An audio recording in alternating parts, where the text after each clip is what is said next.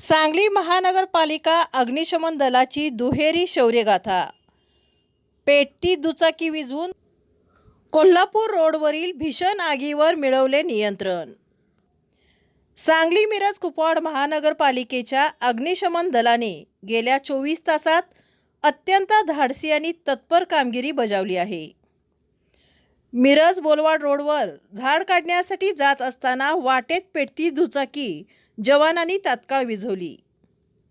गाडवे चौक येथे अचानक लागलेल्या या आगीवर क्षणार्धात नियंत्रण मिळवत मोठे नुकसान टाळण्यात यश आले।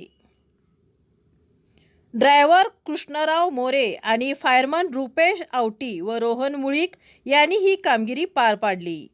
त्यानंतर पडलेले झाड बाजूला करून रस्ता वाहतुकीसाठी मोकळा करण्यात आला। दुसरीकडे कोल्हापूर रोडवरील टायर गोडाऊनमधील लागलेली भीषण आग अग्निशमन दलाने आटोक्यात आणली। चेतन टाटा मोटर्स जवळ उदय हॉटेल शेजारी लागलेल्या या आगीचे स्वरूप अत्यंत गंभीर होते। मात्र पाण्याच्या प्रभावी माऱ्याने आग पूर्णपणे विझवण्यात आली। ड्रायव्हर दत्तात्रय माने आणि फायरमन रोहित घोरपडे यांनी ही मोहीम यशस्वी केली। आयुक्त सत्यम गांधी यांच्या मार्गदर्शनाखाली अग्निशमन दलाने एकाच वेळी अनेक आघाड्यावर यश मिळवले।